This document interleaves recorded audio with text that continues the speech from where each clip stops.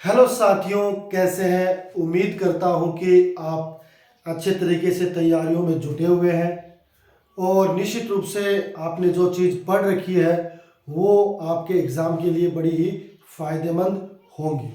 आज के इस सेशन में अपन आगे चर्चा करेंगे कि भाई पार्टनरशिप में कई ऐसे पॉइंट्स हैं जो आपके एग्ज़ाम के लिए काफ़ी उपयोगी साबित हो सकते हैं। देखो, पार्टनरशिप में वैसे तो हर बार आपने देखा होगा कि 2 या 3 क्वेश्चन है वो पूछे जाने की पूरी पूरी संभावनाएं आपके कंपटीशन एग्जाम में होती है।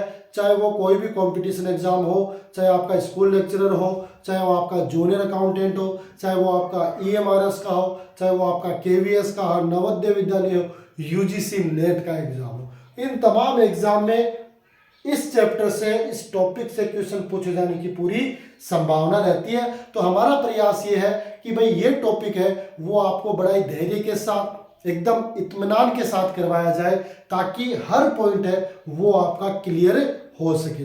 पिछला जो सेशन हुआ था उसमें अपन ने कुछ महत्वपूर्ण जो क्वेश्चन जिनको अपन प्रैक्टिकल सॉल्यूशन के रूप में मानते हैं उन पे चर्चा की थी। आज के सेशन में आगे बढ़ाएंगे कि आपकी जो ख्याति है ना, जो गुडविल है, तो उस गुडविल का आपको वैल्यूएशन है वो कैसे करना होता है उस पर अपन चर्चा करेंगे। तो मैं सेशन को स्टार्ट करूं उससे पहले सभी साथी जो हमारे साथ जुड़ गए हैं वो एक बार सेशन को शेयर कर दें ताकि ये जो इंफॉर्मेटिव सेशन है उसकी जानकारी commerce grade first paper second की जो तैयारी कर रहे हैं उन तक ये सूचना पहुंच सके, क्योंकि आपका पेपर है वो जून और जुलाई में आयोजित होने की संभावना है।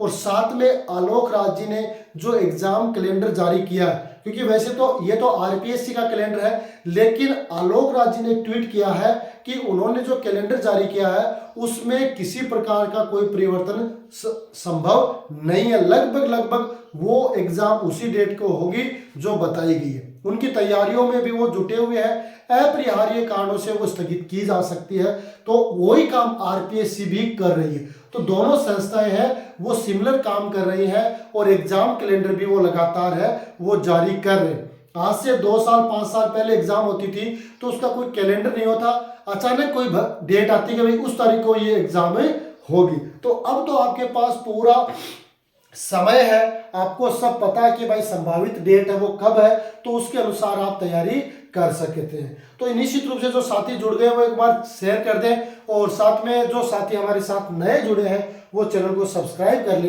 ताकि इस तरह की जो लेटेस्ट अपडेट है, लेटेस्ट वीडियो है वो आपको घर बैठे मिल सके। ठीक है साथियों, तो अपन बात करेंगे पार्टनरशिप और पार्टनरशिप को अपन आगे बढ़ाएंगे। देखो, एक पार्टनरशिप का एक महत्वपूर्ण एग्जाम्पल है उस पर अपन अभी चर्चा करेंगे।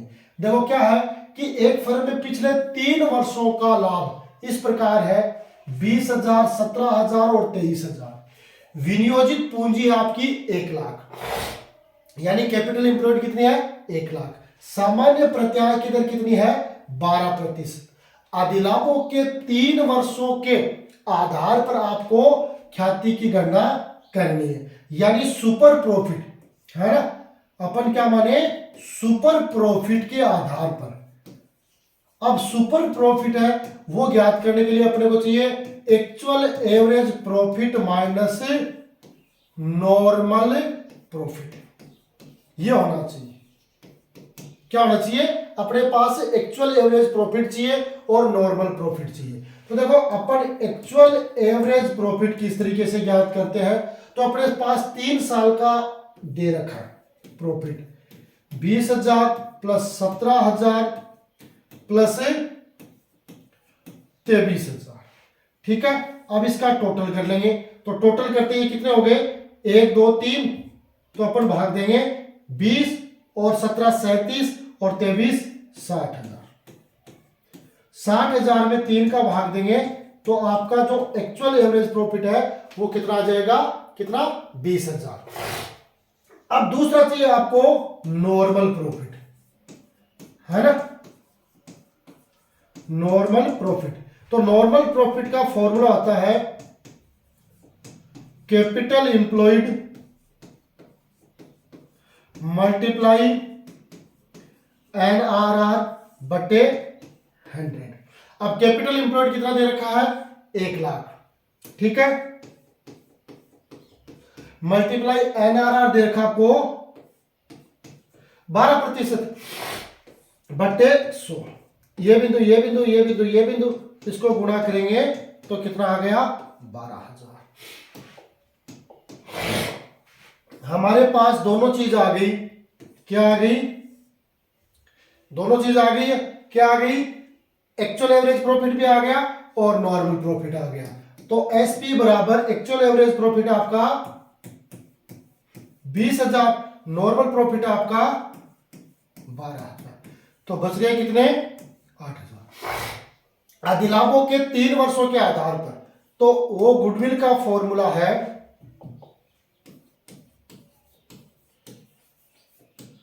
गुडविल का फॉर्मूला है SP multiply number of purchase year.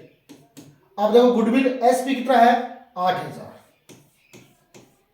और नंबर ऑफ परचेज है 3 साल, तो 8,000 को 3 से गुणा कर देंगे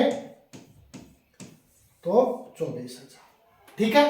अब ये सवाल है, ऐसा सवाल है वो आपको एग्जाम में देखने को मिल सकता है, इजीली मिल सकता है, कहीं कोई दिक्कत नहीं, क्योंकि आपको 180 मिनट में 150 क्वेश्चन है वो हल करने होते हैं, यानी लगभग एक क्वेश्चन में आपको 1 मिनट और 10 सेकंड के आसपास है वो समय उपलब्ध होता है। तो ये क्वेश्चन है वो आप इजीली है क्या कर सकते हो, अंडर 1 मिनट इसको कंप्लीट कर सकते हो, कहीं कोई दिक्कत नहीं है। तो ये चीज अपने को पता होनी चाहिए। अब इसके फॉर्मूला वगैरह है वो भी हमारे दिमाग में होने चाहिए, और साथ में इसका कैलकुलेशन का जो तरीका क्या है वो भी हमारे दिमाग में होना चाहिए, और ये सब अपने दिमाग में रहेंगे तो निश्चित रूप से अपन क्या कर सकते हैं, उसका जवाब है वो आसानी से दे सकते हैं। तो ये हो गई आपकी कैलकुलेशन, ठीक है।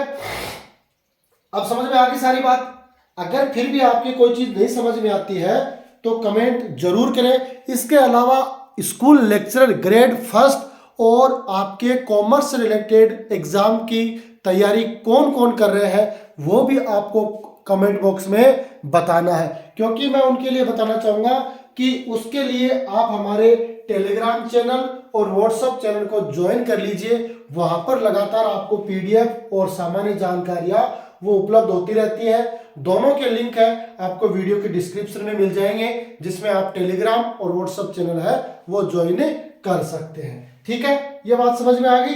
अब बढ़ेंगे आगे। एक देखो सेकंड मेथड आती है इसकी, कौन सी, पूंजीकरण मेथड, है ना, पूंजीकरण विधि यानी कैपिटलाइजेशन मेथड। ये भी एक महत्वपूर्ण विधि है आपके कंपटीशन एग्जाम की दृष्टि से। क्या होता है, इस विधि के अंतर्गत व्यवसाय द्वारा अर्जित लाभों का क्या किया जाता है, पूंजीकरण है वो करके ख्याति का मूल्य है वो ज्ञात किया जाता है ना। अर्जित लाभों का पूंजीकरण करके ख्याति का मूल्य है वो ज्ञात किया जाता है। देखो इसमें क्या आता है कि औसत लाभों की पूंजीकरण विधि, है ना, औसत लाभों की पूंजीकरण विधि। अब 2 तरीके से इसको कैलकुलेट कर सकते हैं, एक तो औसत लाभों के आधार पर और दूसरी है अधिलाभों के आधार पर, है ना। तो पहले अपने को करना औसत लाभ की पूंजीकरण विधि। अब औसत लाभ की पूंजीकरण विधि से ये फॉर्मूला आपका आता है, औसत लाभ मल्टीप्लाई 100 बटे सामान्य प्रत्याय की दर यानी नॉर्मल रेट ऑफ रिटर्न, है ना। इससे अपन क्या आ जाएगा, कैपिटल आ जाएगा, यानी फिर क्या करेंगे, गुडविल, तो गुडविल ज्ञात करेंगे तो कैपिटलाइज वैल्यू ऑफ प्रॉफिट ये आएगी अपने पास, कैपिटलाइज वैल्यू ऑफ प्रॉफिट, उसमें से कैपिटल एम्प्लॉयड है वो लेस कर देंगे तो अपने पास है गुडविल की अमाउंट है यानी ख्याति की अमाउंट है वो आ जाएगी। ओके, यहां तक ये फॉर्मूला आपको दिमाग में फीड करके रखना है। चाहो तो आप इसके हैंड्स नोट है वो भी तैयार कर सकते हो, लिख के आप याद कर सकते हो, लिख के आप अपने पास एक रजिस्टर के रूप में स्टोर कर सकते हो। जब भी आपकी एग्जाम होती है तो उस समय फिर आप फटाफट इसका रिवीजन कर सकते हो। ये हमारा मुख्य उद्देश्य होना चाहिए, क्योंकि बार बार इस ऑनलाइन प्लेटफॉर्म में जुड़ने का कोई फायदा नहीं होता। एक बार आप जुड़ गए, आपने देख लिया और देखने के बाद समझ लिया, उसको आप अपने रजिस्टर में नोट कर लो, फिर आप उसका जब भी चाहो उसका रिवीजन आप आसानी से कर सकते हो। तो ये फॉर्मूला आपको ध्यान में रखना, औसत लाभों के आधार पर। और फिर ये ठीक है, अब इसका एक एग्जांपल देख लेते हैं, आपको समझ में आ जाएगा। देखो क्या है कि एक फर्म का औसत लाभ दे रखा है 15,000 रुपए और फर्म की पूंजी दे रखी है 1,00,000 रुपए। सामान्य प्रत्याय की दर कितनी है? 10%। औसत लाभों की पूंजीकरण विधि से ख्याति की गणना करनी है। औसत लाभों की पूंजीकरण विधि से आपको ख्याति की गणना करनी है। तो यहां पर हमें तो सबसे पहले capitalise value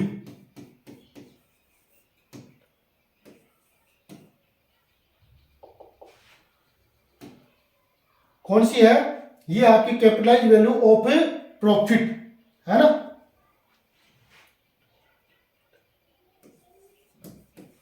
capitalise value of profit ये अपने को ज्ञात करनी पड़ेगी। इसके लिए फॉर्मूला भी लिखाया था कि एवरेज प्रॉफिट यानी एक्चुअल एवरेज प्रॉफिट मल्टीप्लाई, क्या लिखाया था? मल्टीप्लाई 100 और बट्टे NRR, है ना। तो अब अपने पास ये आ गई आपकी राशि 15,000 मल्टीप्लाई 100 बट्टे 10, है ना। ये बिंदु से ये बिंदु 15,000 को 10 से गुणा करेंगे तो ये 1.5 लाख, है ना। ये आ गई आपकी कैपिटलाइज वैल्यू और फर्म की पूंजी कितनी है? 1,00,000। तो अब इसमें गुडविल अपने को ज्ञात करनी है। तो गुडविल बराबर capitalise value of profit minus capital employed. अब देखो गुडविल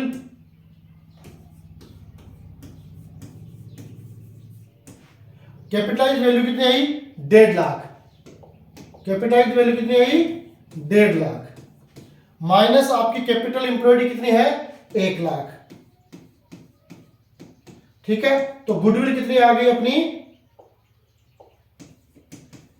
1.5 लाख में से 1 लाख लेस कर देंगे तो 50,000 है, वो अपनी गुडविल की अमाउंट है, आ जाएगी, है ना। तो ये कौन सी विधि है? औसत लाभों की पूंजीकरण विधि है। वो आपको क्या काम में लेनी है, जिसमें कैपिटल है वो दी हुई होती है, क्योंकि इसमें ये नहीं दिया होता इतने गुणों के आधार पर। कई बार क्या होता है, अपन क्या करते हैं कि आपने सामान्य जो विधि देखी थी उसमें क्या करते थे, 1 लाख का 10% निकाल लिया, है ना। तो 10,000 15,000 में से 10,000 घटा दिया सामान्य लाभ, है ना। 15,000 में 5,000, अब 5,000 को आगे किससे गुणा करें, है ना, क्योंकि उसमें क्या होता है इतने गुणों के आधार पर, तो वहां पर वो कंडीशन अप्लाई होती है। यहां पर इतने गुणों के आधार पर नहीं लिख रखा है, औसत लाभों की पूंजीकरण विधि है, वो पूछा तो अपने को इस तरीके से कैलकुलेट है वो करनी है, इस तरीके से इसकी गणना होगी। ठीक है, समझ गए? बढ़े आगे, आगे देखेंगे। आगे देखेंगे एक और क्वेश्चन है कि आपका वास्तविक औसत लाभ है 46,000 रुपए, सामान्य प्रत्याय की दर है 10%, संपत्ति आपके पास है 5 लाख, दायित्व है आपके पास 1 लाख। ठीक है, औसत लाभों की पूंजीकरण विधि वही पूछा है, औसत लाभों की पूंजीकरण विधि ही पूछी है ना। तो इसमें देखो अपने पास औसत लाभों की पूंजीकरण विधि, तो कैपिटलाइज वैल्यू ऑफ प्रॉफिट, ये तो अभी फॉर्मूला में बताया है ना। उसमें क्या था, एक्चुअल एवरेज प्रॉफिट मल्टीप्लाई 100 बटे NRR, ये देखा था। अब इसमें आपका एक्चुअल प्रॉफिट है 46,000, ये आपका 100 और ये आपका परसेंट 10, ये बिंदु ये, तो 46,000 को 10 से गुणा करेंगे तो 4,60,000, कितनी अमाउंट आ गई? 4,60,000 आपकी कैपिटलाइज वैल्यू, है ना। अब दूसरा अपने को चाहिए कैपिटल एम्प्लॉयड, कैपिटल एम्प्लॉयड, है ना। इसके लिए क्या होता है, total assets minus liabilities, total assets कितनी अपने पास है 5 लाख की, लायबिलिटीज है अपने पास 1,00,000 की, तो बच गई कितनी? 4,00,000। कितनी बच गई? कितनी बच गई? 4,00,000। 4,00,000 है, अब अपने पास कैपिटल एम्प्लॉयड हो गई। तो यहां पर अपन क्या करेंगे कि गुडविल बराबर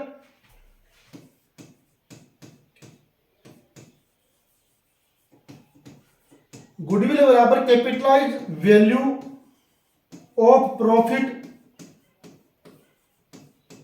माइनस कैपिटल एम्प्लॉयड।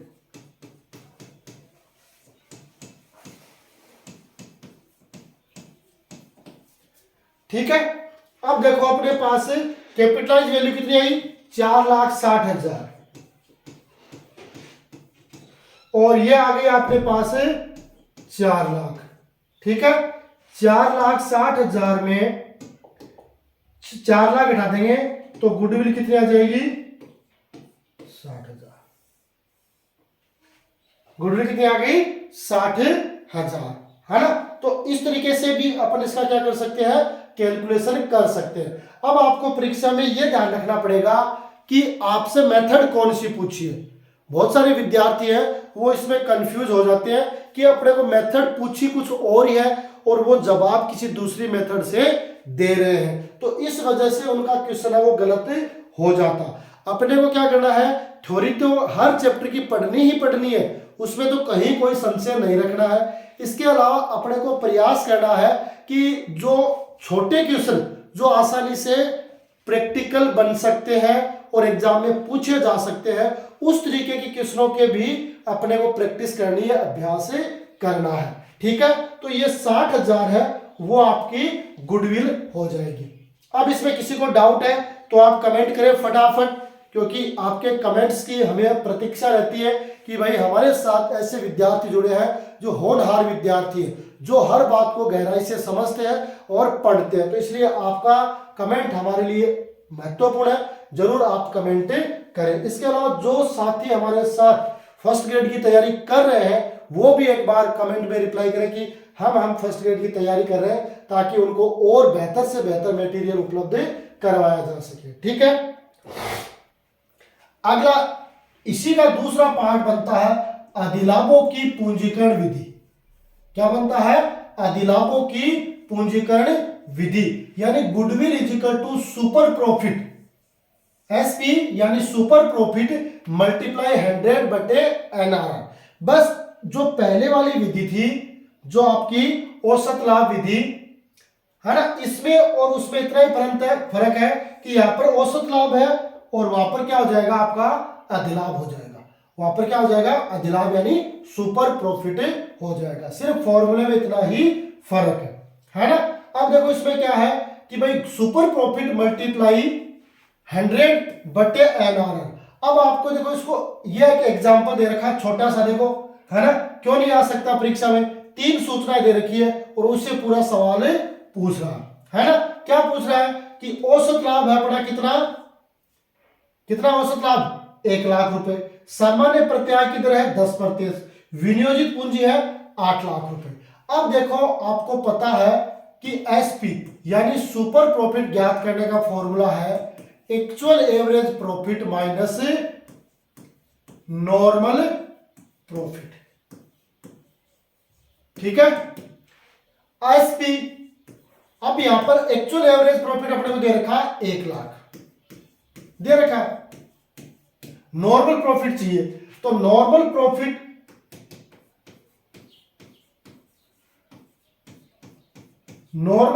का मैंने फॉर्मूला आपको बताया था। क्या बताया था?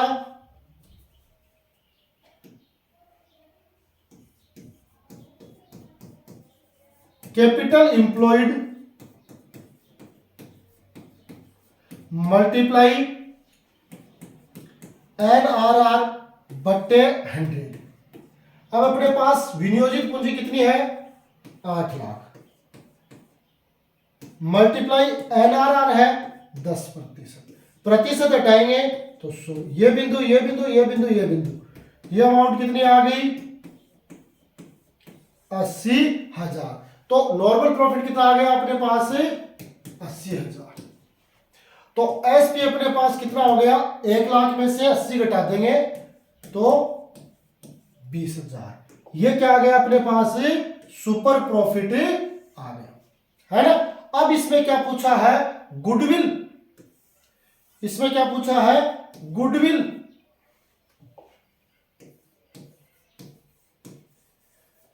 गुडविल बराबर एसपी मल्टीप्लाई 100 और बटे एनआरआर। अब देखो एसपी अपने पास कितना है, सुपर प्रॉफिट है 20,000, ये आपकी दर है 100 बटे एनआरआर आपका 10। ये बिंदु 20,000 को 10 से गुणा करेंगे तो कितने आ जाएंगे, 2,00,000 रुपए आपके ख्याति के आ जाएंगे। कितने आ जाएंगे, 2,00,000 रुपए आपके ख्याति के आ जाएंगे। कितने आ गए, 2,00,000 रुपए आपके गुडविल के हो गए। देखो छोटा सा क्वेश्चन है ना, लेकिन देखो कैलकुलेशन देखो कितनी ज्यादा हुई है ना। ये चीज अपने को समझनी पड़ेगी। परीक्षा में ऐसा ही क्वेश्चन है वो आपको देखने को मिलता है और उसमें क्या करते हैं अपन, जल्दबाजी में क्या करते हैं, कंफ्यूज हो जाते हैं, है ना। और कंफ्यूज होते हैं तो ही वो सवाल है वो गलत होता है। तो इसलिए कंफ्यूज नहीं होना, जो चीज आपको बता दी गई है उसको समझना है। और वैसे तो ये कहें कि ये तो एक ज्ञान है, ज्ञान अर्जित करने की आपकी श्रेणी है, आप कितना ज्ञान अर्जित कर सकते हो उस परीक्षा के लिए। और जैसे आपने देखा होगा 3 इडियट फिल्म में जो आमिर खान है उसने क्या कहा था कि भाई ज्ञान है, जहां से जितना मिलता है वहां से हमें ले लेना चाहिए। क्यों, क्योंकि आपको अपना नॉलेज बढ़ाना है, आपको एग्जाम फाइट करना है। और एग्जाम फाइट में निस्वार्थ भाव से आपको जहां कहीं से ज्ञान मिलता है, मेरे इस चैनल पर मिलता है तो यहां ज्ञान लीजिए। इसके अलावा और भी बहुत सारे साथी हैं जो आपको इस तरह से ऑनलाइन प्लेटफॉर्म उपलब्ध करवाते हैं, तो वहां ज्ञान लीजिए। लेकिन आपका टारगेट क्या होना चाहिए, टारगेट RES, यानी आपको गजेटेड ऑफिसर है वो बनना है। ये टारगेट आपको अचीव करना है, उसके लिए आपको प्रयास और मेहनत करनी चाहिए। ठीक है, आगे देखें। आगे देखो, एक और एग्जांपल दे रखा है, छोटा सा एग्जांपल कि भाई असेट्स है आपकी 3,00,000, लायबिलिटीज है आपकी 50,000, एनआरआर आपका 10%, एक्चुअल एवरेज प्रॉफिट है आपका 30,000, है ना। अब देखो इसमें थोड़ा सा और बढ़ा दिया, है ना, क्योंकि अपने को क्या चाहिए, गुडविल चाहिए। अपने को क्या चाहिए, अपने को क्या चाहिए, गुडविल चाहिए। और गुडविल का फॉर्मूला है एसपी मल्टीप्लाई आपकी 100 और मल्टीप्लाई एनआर, ये आपका फॉर्मूला। अब अपने को एसपी चाहिए, है ना, सुपर प्रॉफिट चाहिए। एसपी चाहिए, सुपर प्रॉफिट चाहिए, उसका फॉर्मूला है actual average profit minus normal profit. ठीक है, ये इसका फॉर्मूला। अब अपने को एसपी ज्ञात करेंगे तो एक्चुअल एवरेज प्रॉफिट तो अपने को दे रखा है कितना, 30,000, कहीं कोई दिक्कत नहीं है। नॉर्मल प्रॉफिट नहीं दे रखा, तो अपन क्या करेंगे, नॉर्मल प्रॉफिट है वो ज्ञात करेंगे, नॉर्मल प्रॉफिट। अब नॉर्मल प्रॉफिट का फॉर्मूला है कैपिटल इंप्लॉयड मल्टीप्लाई एनआरआर बटे 100। अब अपने पास कैपिटल इंप्लॉयड नहीं है तो कैपिटल इंप्लॉयड ज्ञात करेंगे,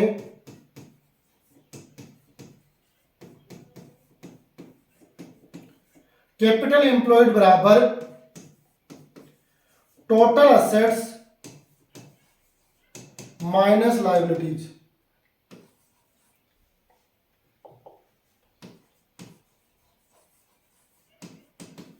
लायबिलिटीज। अब देखो कैपिटल इंप्लॉयड, टोटल एसेट्स कितनी अपने पास है, 3,00,000, लायबिलिटीज अपने पास है 50,000, तो बच गए कितने, 3,00,000 में 50,000 घटाएंगे तो 2.5 लाख, है ना। तो यहां पर अपने पास अमाउंट कितनी होगी, कैपिटल इंप्लॉयड की अमाउंट होगी 2.5 लाख मल्टीप्लाई NRR अपने पास ऑलरेडी 10% है और ये 100 या बिंदु से यार या से या, तो ये अपने पास नॉर्मल प्रॉफिट कितना आ गया 25,000 है ना। तो ये हो जाएगा आपका कितना हो जाएगा, ये हो गया आपका 25,000। ठीक है, अब आपका आ जाएगा एसपी बराबर 30,000 में से 25,000 गए तो 5,000 है ना। अब सुपर प्रॉफिट आ गया तो अपन गुडविल कैलकुलेट कर देंगे। गुडविल बराबर एसपी, तो एसपी कितना है 5,000 मल्टीप्लाई 100 और एनआरआर यानी रेट ऑफ रिटर्न कितनी है 10%, तो 10 या बिंदु या गुणा कर देगा तो आपकी गुडविल कितनी आ जाएगी, गुडविल आ जाएगी आपकी 50,000। अब बताओ देखिए इसमें कोई दिक्कत है क्या, छोटा सा सवाल है ना, 1 2 3 4 चार जानकारी दे रखी है सिर्फ और सिर्फ, और चार जानकारी से आपसे इतना कैलकुलेशन है वो उसने करवा लिया है ना। इसलिए अपन क्या कहेंगे कि भाई जानकारी है ना वो अपने को भी होनी चाहिए कि भाई इसका सॉल्यूशन है वो किस तरीके से होता है, क्योंकि सॉल्यूशन है वो अपना मिस्टेक नहीं होना चाहिए, आंसर है वो अपना सही चलना चाहिए। अगर आंसर अपना एक्यूरेट सही है, पैटर्न अपना सही है, तो कहीं कोई दिक्कत होने वाली नहीं है ना। हो सकता है क्योंकि पार्टनरशिप में पूरी संभावनाएं रहती हैं कि भाई 3 क्वेश्चनों में से 2 प्रैक्टिकल और 1 थ्योरी आने की संभावनाएं रहती है, तो इसलिए अपने को क्या करना है उस हिसाब से ही तैयारी करनी है ताकि फिर कहीं कोई दिक्कत नहीं हो। क्यों, क्योंकि कहते हैं बूंद बूंद से गड्ढा भरता है ना। हमारे लिए कंपटीशन एग्जाम में हर एक प्रश्न है वो महत्वपूर्ण होता है, क्योंकि बहुत सारे साथी हैं वो पॉइंटों से रह जाते हैं जिसे जिंदगी भर इस बात का मलाल होता है, और कुछ ऐसे साथी हैं जो पॉइंटों से सिलेक्ट हो जाते हैं उनको जीवन भर खुशी होती है। तो इसलिए पॉइंट है वो हमारे लिए बड़ा ही खास है, एक भी क्वेश्चन है वो स्किप नहीं हो। प्रयास ये करना है कि हमें बढ़िया तैयारी करनी है, क्योंकि आजकल पोस्ट जरूर कॉमर्स में कितनी है 340 है, लेकिन 27,000 फॉर्म भी है ना। मुकाबला बड़ा नहीं है, मुकाबला लगभग ये मानो मेरा जो आइडिया है वो आपका 25 से 30 लोगों के बीच ही मुकाबला है, क्योंकि है तो 80 टोटल, है तो 80 के एक सीट के लिए 80 लोग हैं, लेकिन देखो तैयारी तो हर कोई थोड़ी करता है। अब आप खुद मेहनत करोगे, जबरदस्त तैयारी करोगे तो निश्चित रूप से आप इस एग्जाम को क्वालिफाइड कर जाओगे। इसके लिए आपको मेहनत करनी पड़ेगी। आगे बढ़े, आगे देखो एक और एग्जांपल दे रखा है कि औसत लाभ आपका 50,000 है ना, एनआरआर आपका 10%, कैपिटल एम्प्लॉयड आपकी 30,000, औसत लाभों की पूंजीकरण विधि और अधिलाभों की पूंजीकरण विधि से ख्याति की गणना करनी है। इसमें दोनों मेथड आपसे पूछ ली, औसत लाभों की पूंजीकरण विधि है ना, तो औसत लाभों की पूंजीकरण विधि होती है तो उसमें अपन किस तरीके से कैलकुलेट करते हैं, गुडविल बराबर actual average profit multiply 100/NRR है ना। अब देखो औसत लाभ अपने पास से कितने दे रखे 50,000 दे रखे, एनआरआर कितना दे रखा है अपने पास 10% दे रखा, कैपिटल एम्प्लॉयड अपने पास से 3 लाख है। औसत लाभों की पूंजीकरण विधि है ना, औसत लाभों की आपकी पूंजीकरण विधि है उससे अपने को कैलकुलेट करने हैं। तो औसत लाभों की पूंजीकरण विधि अभी आपने फॉर्मूला देखा होगा कि भाई औसत लाभों की पूंजीकरण विधि है उसमें किस तरीके से कैलकुलेट करते हैं। इस तरीके से कैलकुलेट करके यहां पर अपन क्या करते हैं,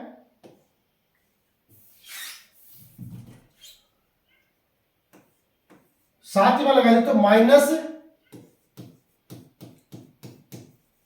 कैपिटल एम्प्लॉयड, साथ ही इसको कंप्लीट कर देते हैं है ना। तो देखो गुडविल,